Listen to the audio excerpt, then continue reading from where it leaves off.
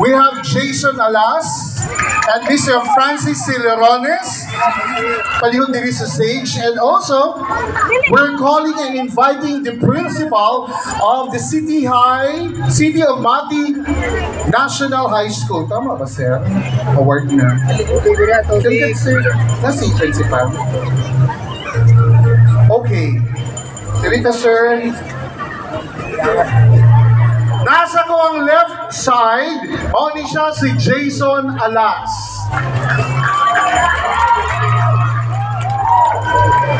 Kini naka midnight blue, si Francis Celerones. Sounds like Cirilinos. And of course, ang sports director, si Mr. Paulo Rabat. Hi, sir. Si Ma'am King Tiago is here. Ayan.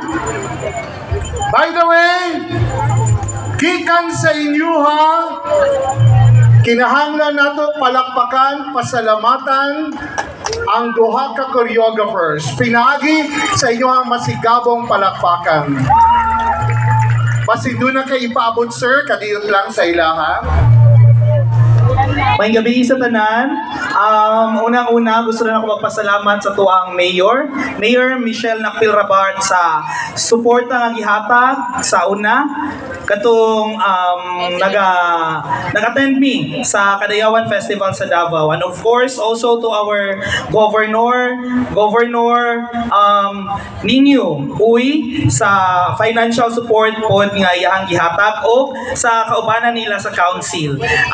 Sa tanan po namong mga ginikanan, amo pong ipadayag ang amuang pasalamat sa inyuha, labi na sa pagtugot nga iyong anak mo apil sa ato ang competition. And also to our school principal also, Ma'am Barba, Miss Barba, thank you so much for allowing us to participate to Kadayawan Festival, and the rest of the City of Mati National High School faculty and staff.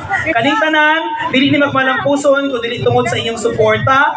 Balikon ko, daghang salamat o sa Mati, maganahay kayon.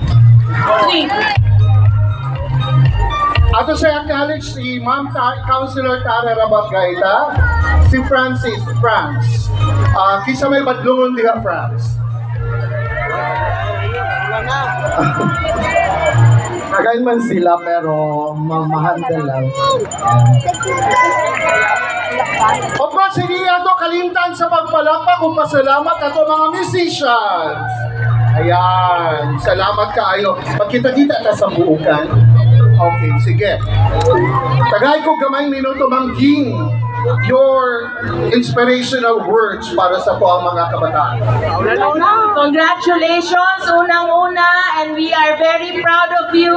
You make all the Matinians proud, hindi lang ang Mati, kundi ang buong probinsya. And you really gave your best. I did not regret visiting you at City High. Congratulations. Kapitbahay lang pala kayo, di ba? Sige. Councilor Tara Rabat Gaita. Thank you, Sir Joom. Again, congratulations to our contingent. You showed the whole of the Philippines how talented Matinians are, and we can't wait to see it live here. Again, congratulations. And rest assured, the city government will always give our support to our young ones. Again, thank you. Congratulations again. Daghang salamat, Councilor, sa pinakalit, no? Gatubag. And ito ang Sports Director, Paulo Rabat. Hi, Pao. City High! Congratulations! Kini nagkulan na, no? Ibig sabihin, blessings po yan.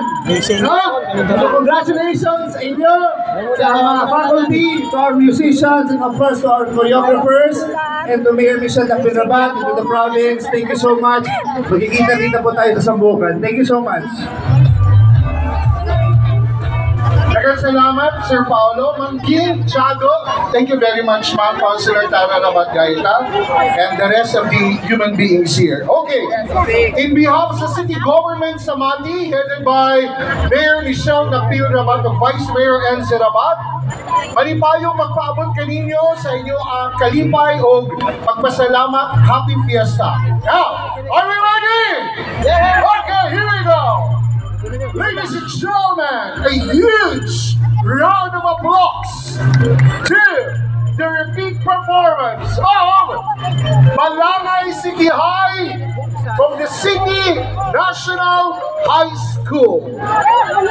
Grand Champion, Indak sa Kadayawan 2024. Again, daghang salamat kang Mangking Tiago and Councilor Tara Rabanggaita and Mr. Paulo Rabat. Thank you very much. Ready? Okay.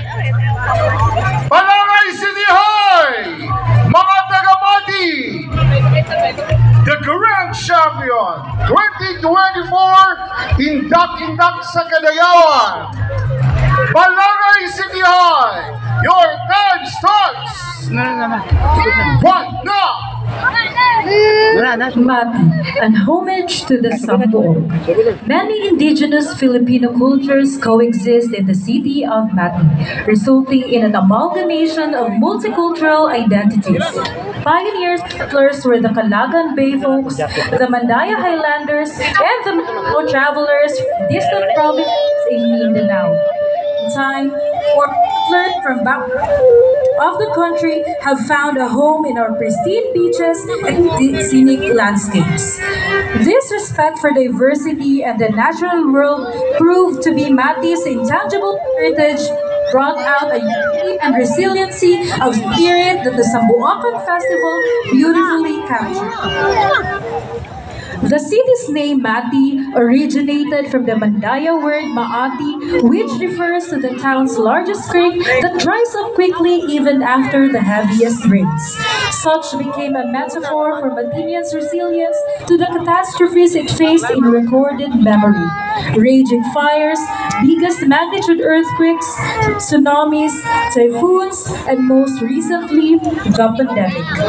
Despite the ruins, the people are deeply rooted to a culture of faith and dedication to never falter and grew the small town from a small province into the blooming city that it is today.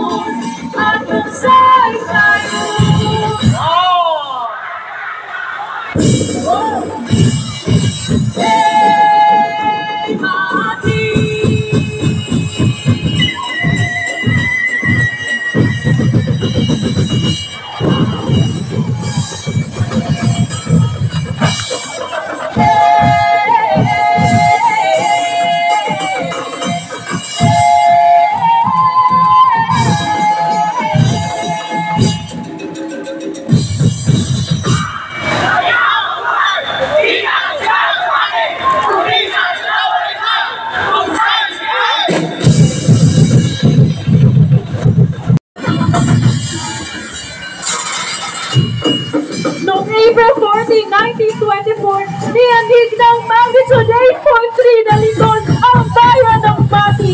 Kasunod nito ang bakal sa balutan, ang pagpunta sa mga matataas na lugar ng libo-libong residente nang magkaroon ng tsunami alert.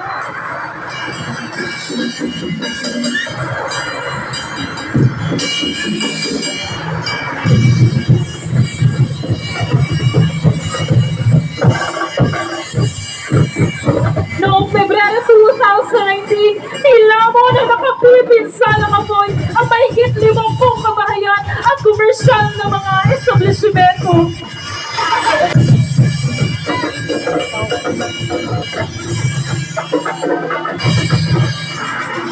Di nakaligtas ang buhay ng tatlong magkakapatid, edad 10, 8 at 3. Sino bang makakalimot kay Ruby noong 1990 at Pablo sa taong 2012? Dalawang bagyong naitalang nasa Category 5 ang umagupit, sumalanta at nag-iwan ng matinding pinsala sa probinsya ng Davao Oriental.